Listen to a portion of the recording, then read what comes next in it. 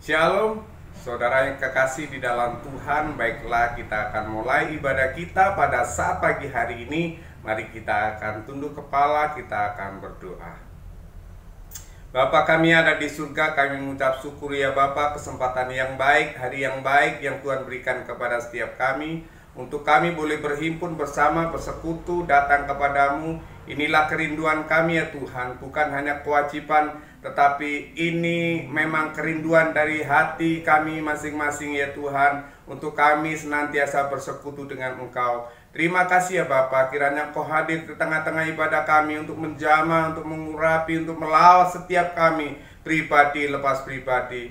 Inilah kami ya Tuhan, biarlah kami boleh menyenangkan hati-Mu melalui puji-pujian kami, dan biarlah firman-Mu juga boleh menguatkan setiap kami. Terima kasih ya Tuhan, kami menyerahkan ibadah kami ini dari awal, pertengahan, sampai akhir. Biarlah Roh Kudus yang akan memimpin, kuasai hati kami, pikiran kami, kuasai ruangan kami ya, yang kami pakai untuk ibadah. Terima kasih ya Bapa. Di dalam nama Yesus kami berdoa, mengucap syukur.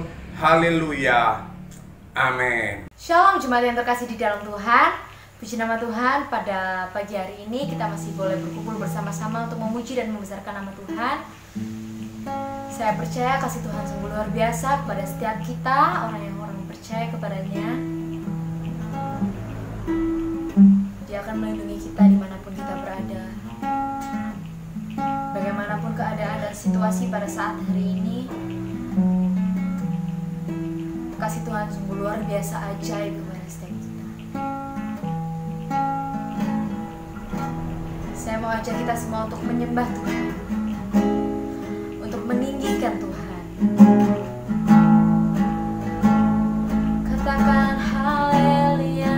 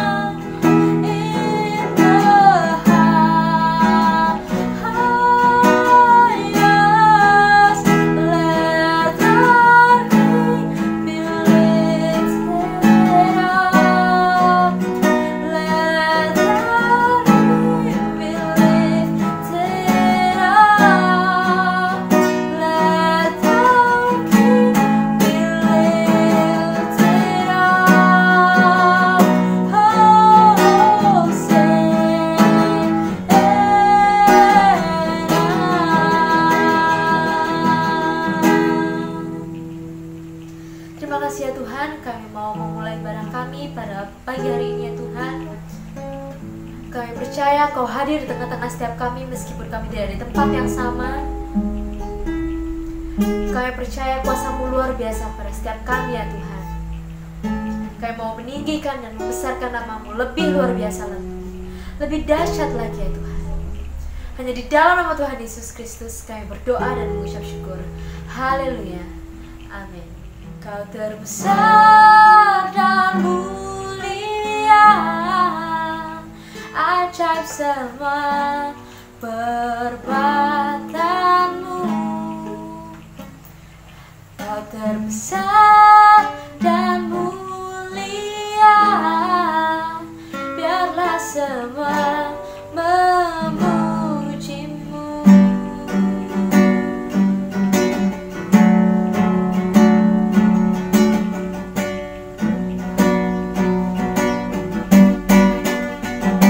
Segenap hati aku memuji, segenap jiwa biarlah semua memuji-Mu. Kau terbesar dan mulia,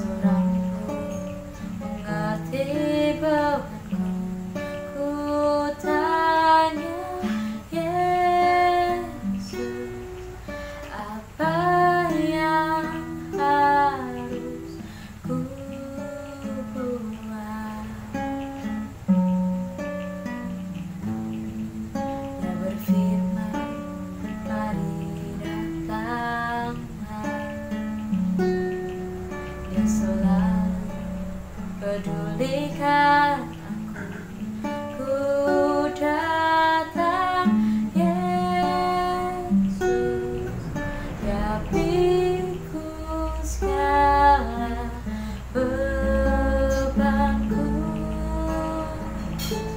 Sujud di altarnya,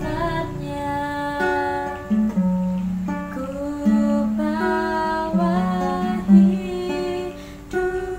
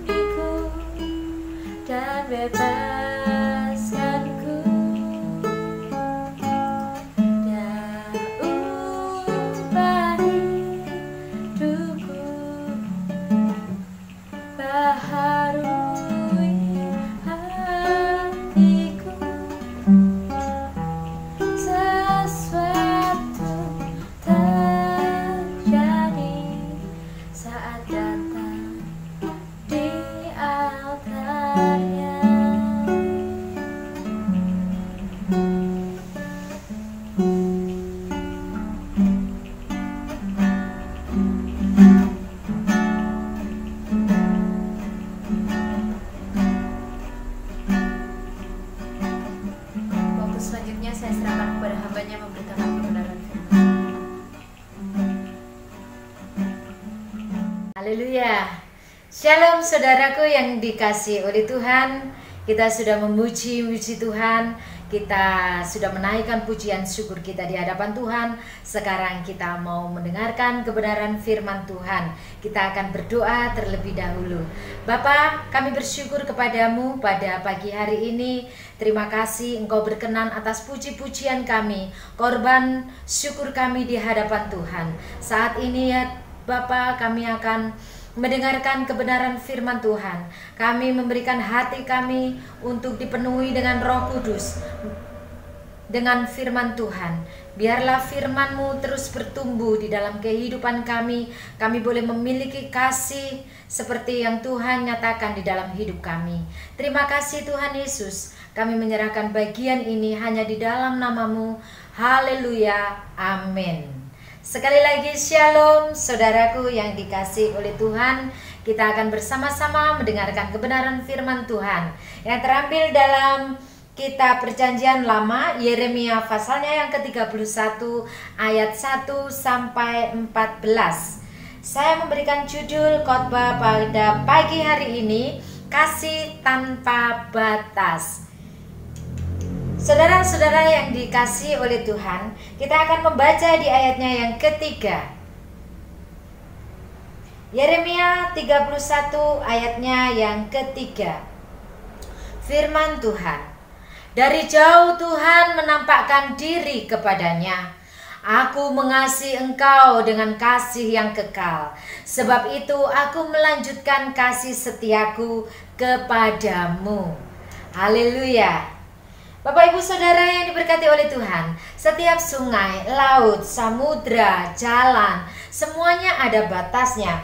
Ilmu pengetahuan, pikiran, daya ingat, kekuatan, dan cinta manusia ada batasnya. Manusia juga merasa lelah, lapar, haus karena manusia itu adalah terbatas. Keterbatasan secara fisik, intelektual, psikologis, dan keterbatasan ekonomi itu dimiliki oleh manusia. Di dunia ini semuanya memiliki keterbatasan.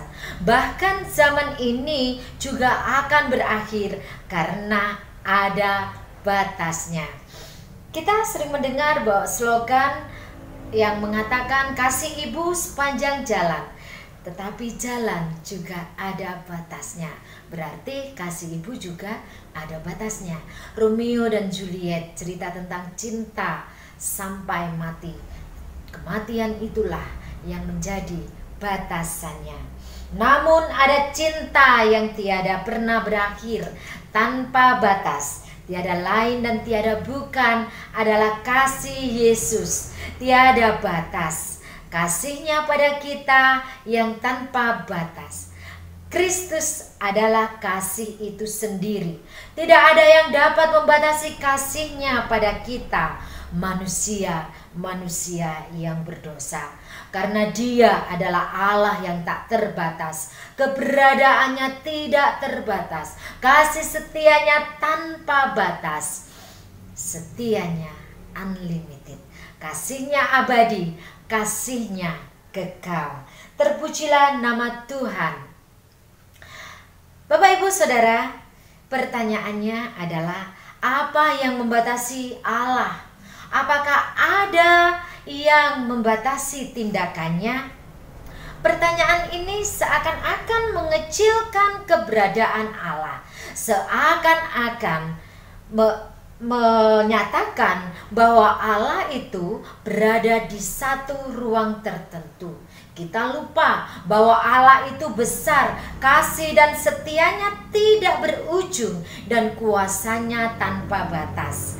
Allah yang maha besar, Allah yang maha kasih, Allah yang maha penyayang, Allah yang maha hadir, Allah yang maha ada, maha segalanya yang baik. Tidak ada satupun makhluk di dunia ini yang bisa membatasi segala tindakannya. Tidak ada. Dalam perikop pada pagi hari ini adalah tentang perjanjian baru atau anugerah Tuhan.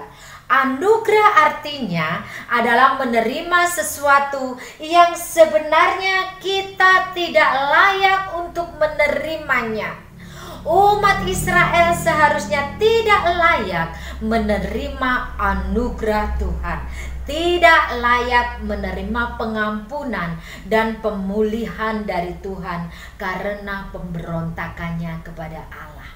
Tetapi karena Allah adalah kasih, karena ada anugerah yang berlimpah dari Allah, maka Allah telah melayakkan mereka. Itulah janji Allah kepada umatnya yang pada saat ini ada di dalam pembuangan, yang pada saat itu berada di pembuangan. Janji ini berlaku bukan hanya untuk suku Yehuda, tetapi berlaku juga bagi seluruh suku yang ada di Israel. Dalam ayatnya yang ke-6, Yeremia pasal 31 ayat 18 dan 20, mari kita akan membaca bersama-sama. Telah kudengar sungguh-sungguh Efraim meratap, engkau telah menghajar aku, dan aku telah menerima hajaran, seperti anak lembu yang tidak terlatih. Bawalah aku kembali, supaya aku berbalik, sebab engkaulah Tuhan Allahku. Anak kesayangankah gerangan Efraim bagiku, atau anak kesukaan? Sebab setiap kali aku menghardik dia, tak putus-putusnya aku terkenang kepadanya. Sebab itu hatiku terharu terhadap dia. Tak dapat tidak aku akan menyayanginya. Demikianlah firman Tuhan. Haleluya. Pengampunan dan pemulihan ini juga berlaku sampai sekarang ini untuk semua orang percaya kepada Allah di dalam Kristus Yesus. Dan berita gembira bagi kita adalah anugerahnya itu berlaku untuk saya dan saudara. Haleluya, haleluya. Terpujilah nama Tuhan. Allah sendiri yang menyatakannya kepada setiap umatnya. Bahkan kasihnya itu secara terus menerus dinyatakannya sendiri, karena kasihnya itu bersifat kekal dan abadi. Ayat yang pertama sampai yang ketiga. Pada waktu itu demikianlah firman Tuhan.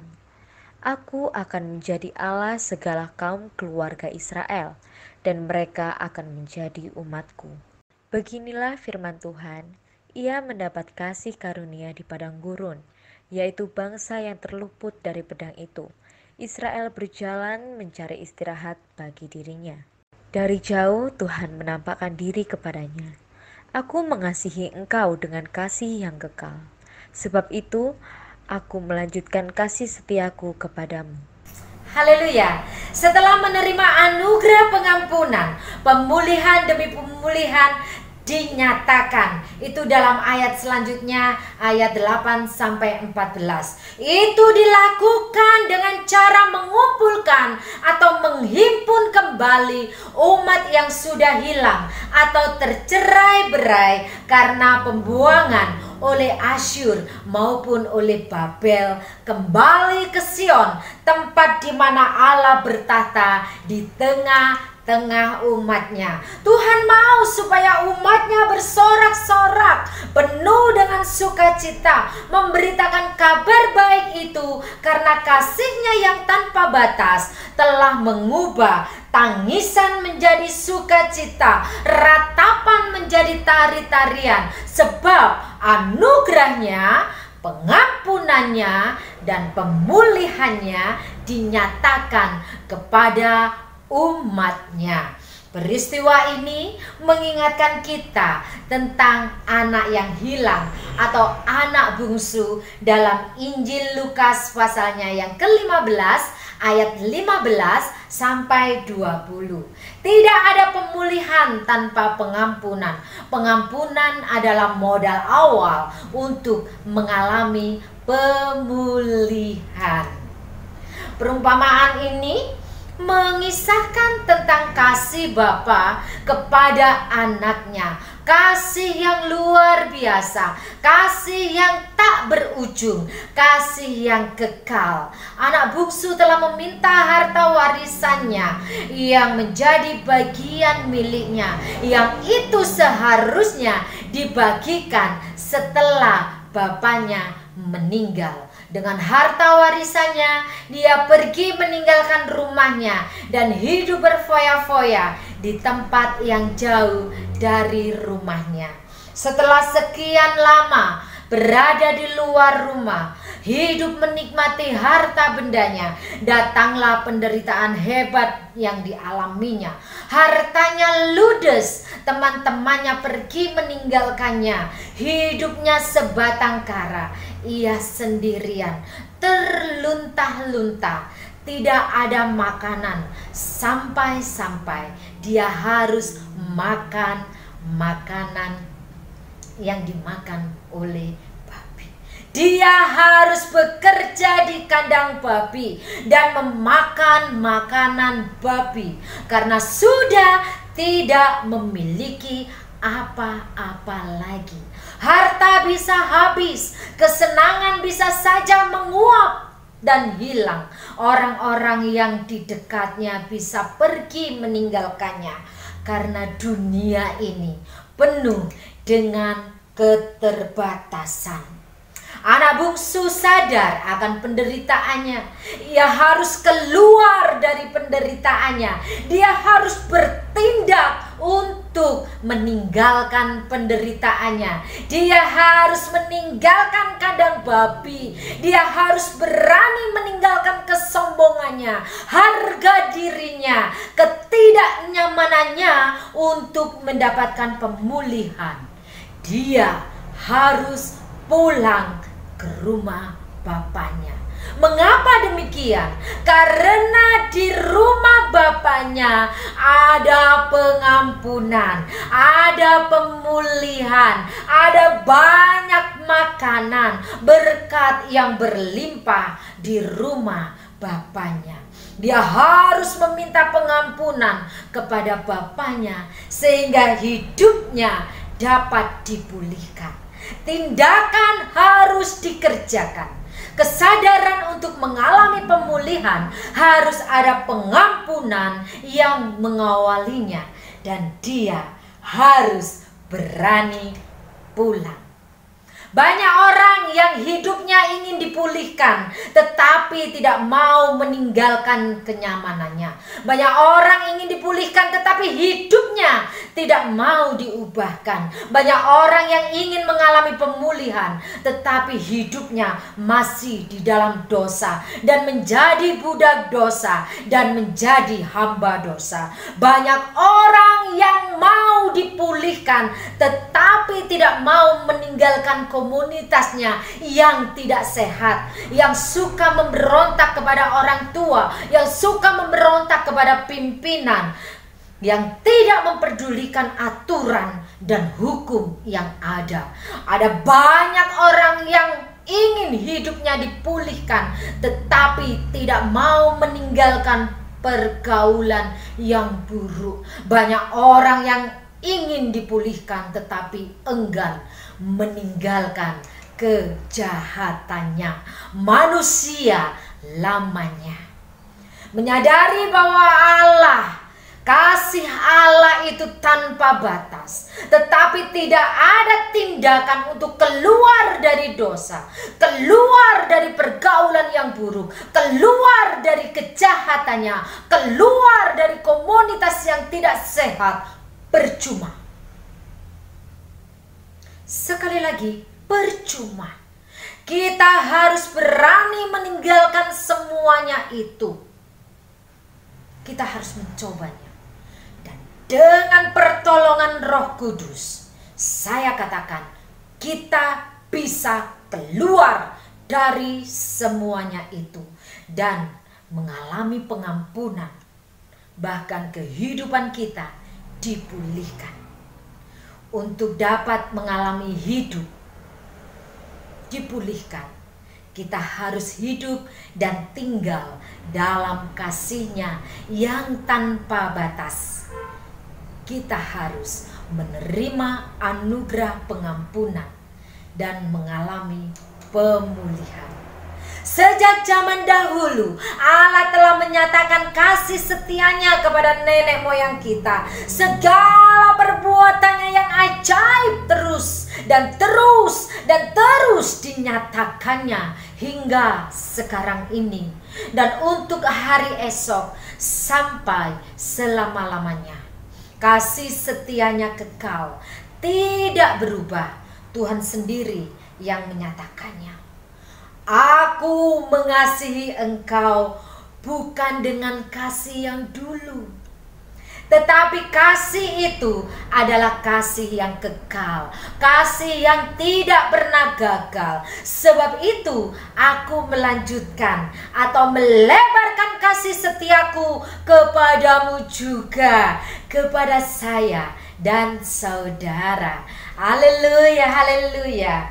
Bapak ibu saudara yang diberkati oleh Tuhan, seperti kepada nenek moyang kita sejak dahulu, dengan kasih-Nya yang kekal, Tuhan sudah menarik dan membawa kita kembali kepadanya melalui anugerah-Nya. Dan itu juga berdampak pada kekekalan. Dan tidak satu pun yang dapat memisahkan kita dari kasih-Nya yang tanpa batas itu.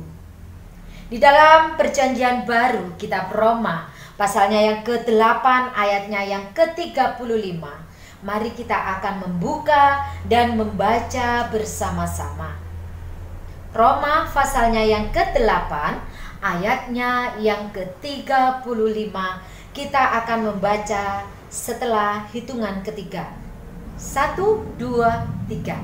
Siapakah yang akan memisahkan kita dari kasih Kristus? Penindasan atau kesesakan atau penganiayaan atau kelaparan atau ketelanjangan atau bahaya atau pedang? Ayat 38.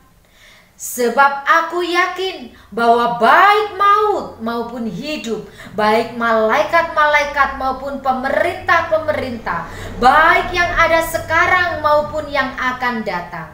39. Atau kuasa-kuasa, baik yang di atas maupun yang di bawah, ataupun sesuatu makhluk lain, tidak akan dapat memisahkan kita dari kasih Allah yang ada dalam Kristus Yesus Tuhan kita.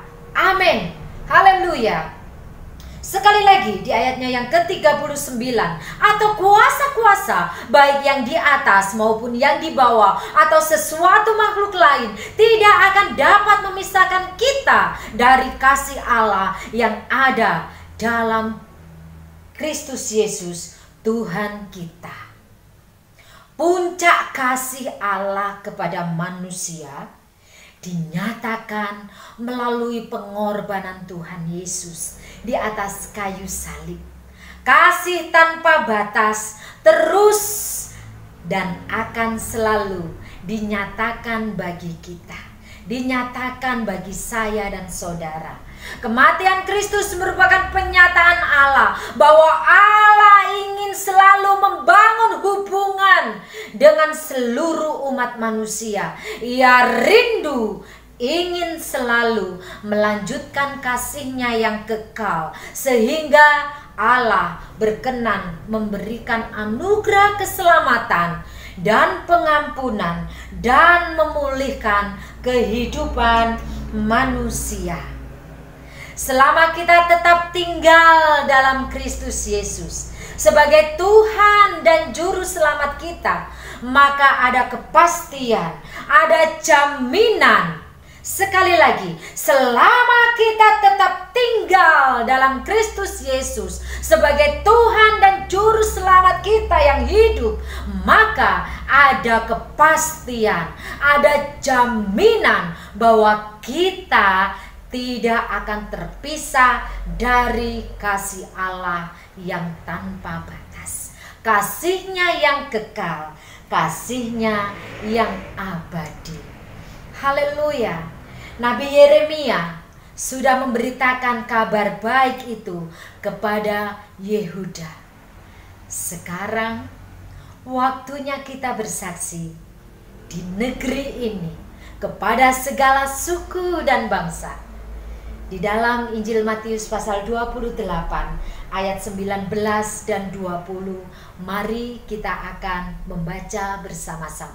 Karena itu pergilah, jadikanlah semua bangsa muridku, dan baptislah mereka dalam nama Bapa dan Anak dan Roh Kudus, dan ajarlah mereka melakukan segala sesuatu yang telah kuperintahkan kepadamu, dan ketahuilah aku menyertai kamu senantiasa sampai kepada akhir zaman.